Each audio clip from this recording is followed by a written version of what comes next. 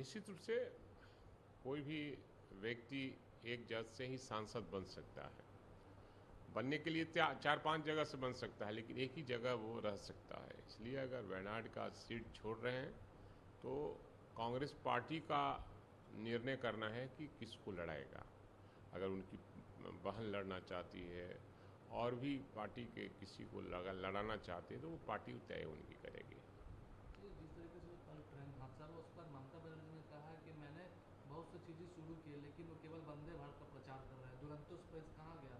राजधानी पर दुरंतो एक्सप्रेस सबसे तेज चलती थी। आज पूरे रेलवे विभाग की लापरवाही का सामना करना पड़ रहा और रेलवे मंत्रालय को उचित देखभाल करनी चाहिए। देखिए, सबसे बड़ी चीज़ है जो घटना घटी है, बहुत ही दुखद घटना और दर्दनाक घटना घटी है। मैं पूरे परिवार को, हम अपने और अपने पार्टी की तरफ से दुख सहने की शक्ति उनको भगवान प्रदान करे और मृत आत्मा के प्रति हम श्रद्धांजलि अर्पित करते हैं। लेकिन जिस तरह से केंद्र सरकार रेलवे को बना रखी है, और वंदे मातरम भी अच्छी ट्रेन नहीं है। वंदे मातरम का केवल प्रचार करके, और हम समझते हैं कि कई जगह उसका न टाइम का ठीक है, न भोजन उसमें किसी तरह का ठीक है, न किसी तरह का कोई व्यवस्था है। जाते जाते कहीं कहीं खराब हो जाती है। नई ट्रेन है तो कहीं न कहीं केंद्र सरकार, जिन लोगों ने इसको बनवाया है, जिस कंपनी से बनाया है, उसके साथ डील हुआ है। जैसे बीप कंपनी, बीप को रोकना ही चाहते थे कि देश में ये गऊ का हत्या ना हो, कत्ल ना हो, और जो कत्ल करने वाला होलसेलर है उससे 2,500 करोड़ चंदा लेकर उसको छूट दे रखा है। तो ये बीजेपी केवल प्रचार प्रसार करती है, सरजमी पर काम नहीं करती है। हादसा उसी का देन है जिसके वजह से इस सब की घटना घटी है।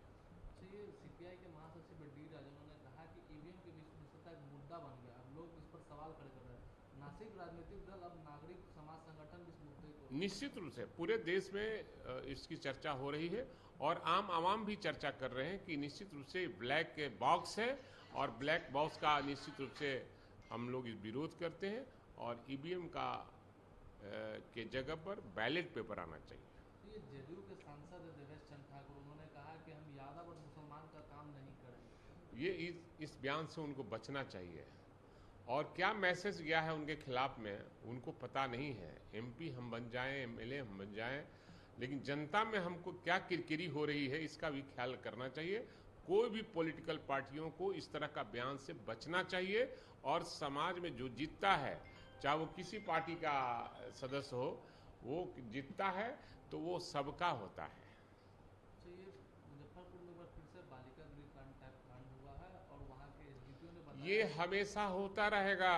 हमारे यहाँ ऐसे कोई कुछ पॉलिटिकल लोग हैं जो सप्लाई का काम करते हैं, और कभी सांसद बन जाते हैं, कभी बिहार का मंत्री बन जाते हैं, कभी कुछ बनते हैं। उनका काम ही है यही सप्लाई करना और लड़कियों के साथ इस तरह का दुर्व्यवहार करना और गलत काम करना। उन्हीं के इशारे पर सब काम होता है। लेकिन ये एक फर्जी कंपनी बनाकर अरे फर्जी कंपनी कौन बनाता है? वही लोग जो राज्यसभा में जाता है, जो बिहार का मंत्री होता है।